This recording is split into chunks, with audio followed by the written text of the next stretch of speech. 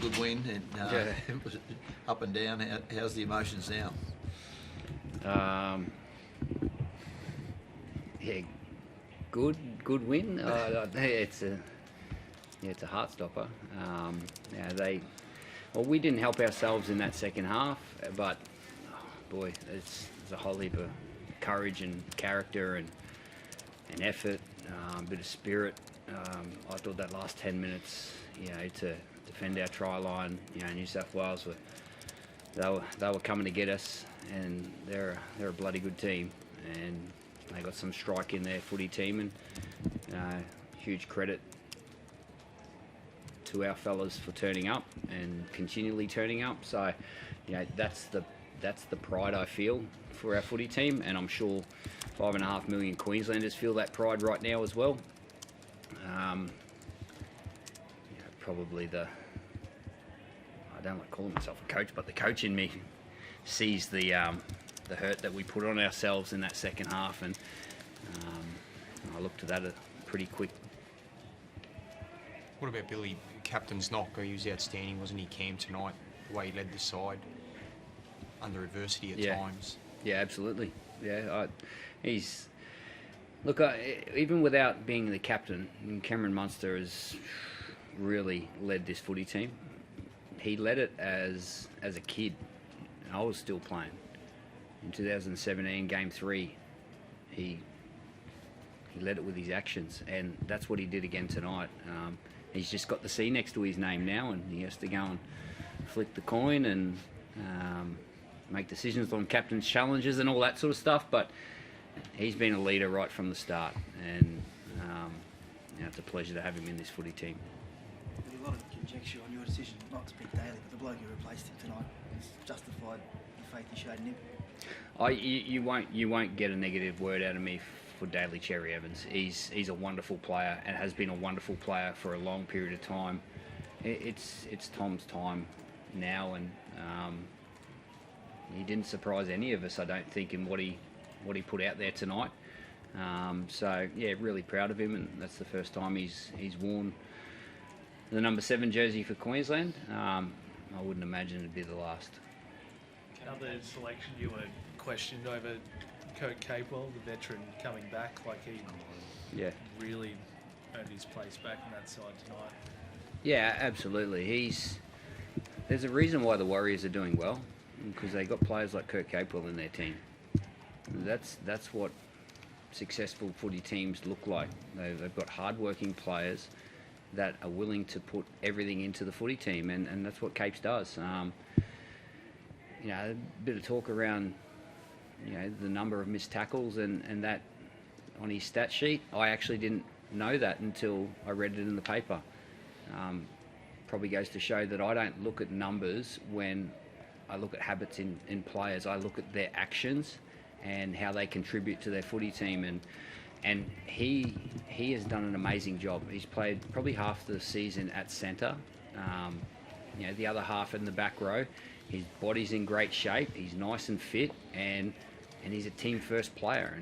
And it might have surprised a few, but it wasn't that out of the blue for me. Decision to switch the wingers as well. Where does that sort of come from? Just Xavier Coates plays on the left-hand side all the time.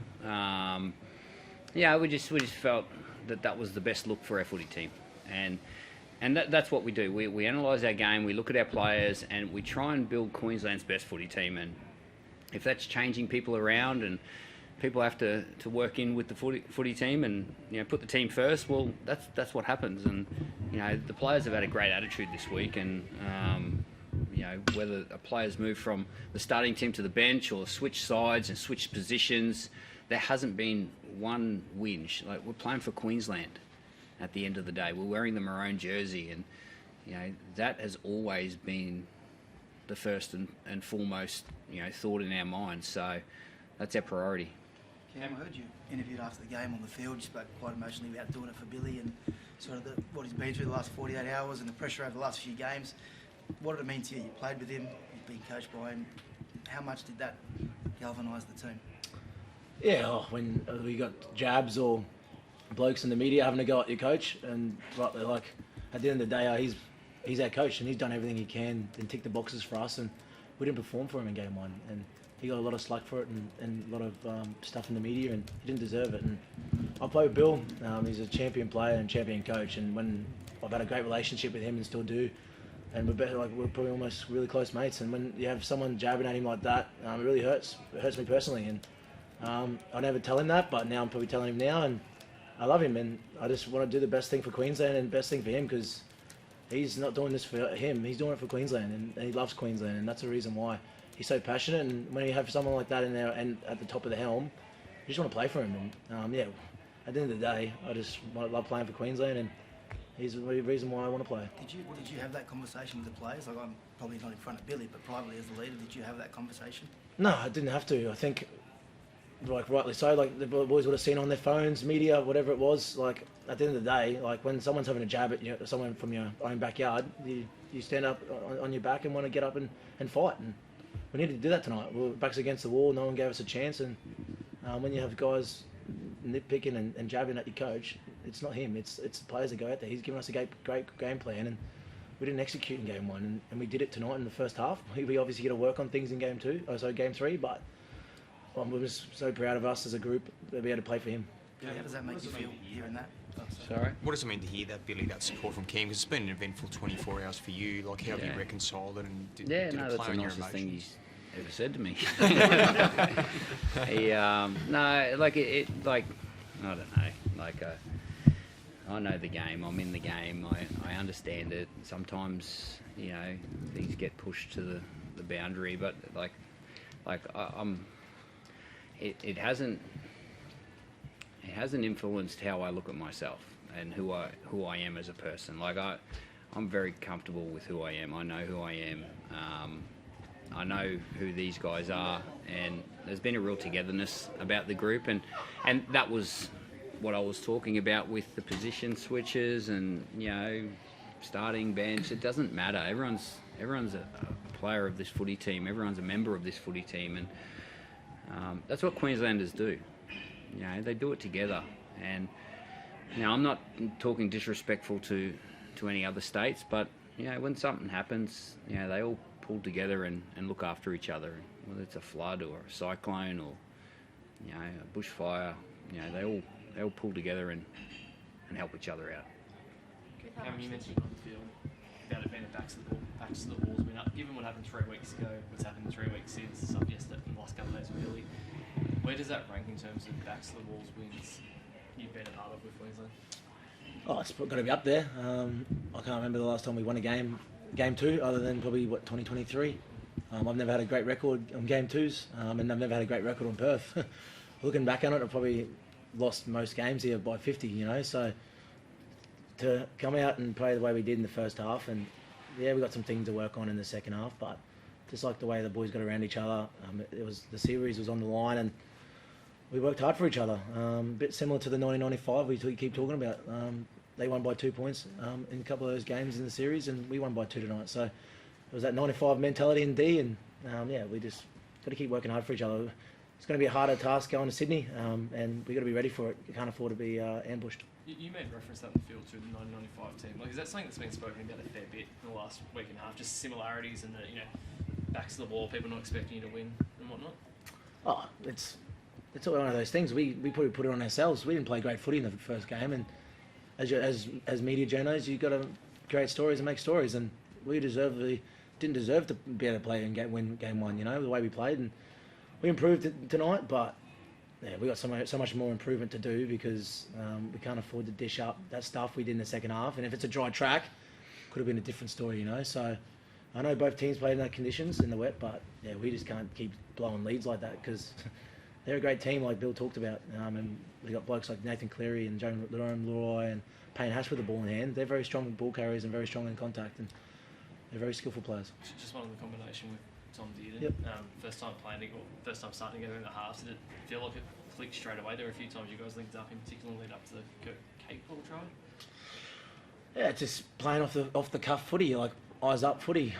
We obviously have structures in place, but when that goes out of the window when you see opportunities, and it just takes one little moment for blokes to push in the right hole. If we execute, we execute. Sometimes we're not going to execute. So it obviously come off for us tonight in the first half. It might not come off for us in game 3. We just got to work on it. And yeah, we had a great combination, me and Tommy. We can build on that. We got some things that we can both work on in the second half. Lost a little bit of control there, but we just got to work on our discipline and probably holding on to the ball a couple of times there. Really shot ourselves in the foot.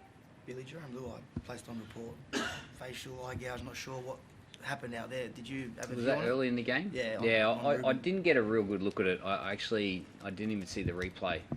So, yeah, I really can't comment on anything like that. But, that gets taken care of with, the match review, and they all analyse it, and nothing happened, nothing will happen.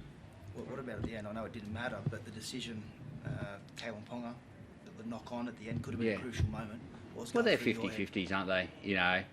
We're sitting in the box probably going, it goes backwards, but again, 50-50 calls, and the game is hard to officiate like that, because when you slow it down and it's like neutral, I think it was called a knock-on in the field of play, so Ashley made that decision in the moment, and the bunker probably had to go with him. How important was Harry's first half? I know there's been narrative about him not being able to win starting, but he can really set the platform. Yeah. He can make a narrative around anything. Do we all think Harry Grant's a great dummy half? Well, probably the best dummy half in the game. So creating a narrative around that is probably a little bit unfair. We're all talking numbers here, and the team hasn't played well when he started at dummy half, but he's a wonderful player, and he'd be the first to admit that he was below his standard in game 1. Harry doesn't do that too often, so it didn't surprise me that he had the first half that he did. What about Billy going to Sydney to win at the side? It's such a tough task. Yeah. You must, from the attitude of your forwards tonight, you must think you can get the job done again. Well, we have never won over here in Perth. I don't even want to think about what the scoreline would add up to if we just accumulated our Perth scorelines. 100 to 10. You're good at maths, King. But I don't think we've ever won a series being 1-0 down and have to travel. So like what an opportunity. I think I said it yesterday at the press conference. What an opportunity it is for this team to have to go to Sydney to wrap up the series. Like it's not easy. Like, this game is hard. It's a hard game. So they get that opportunity, and I'm sure New South Wales will be ready to go in game 2. So it's going to be a heck of a game, and looking forward to getting in preparation for it.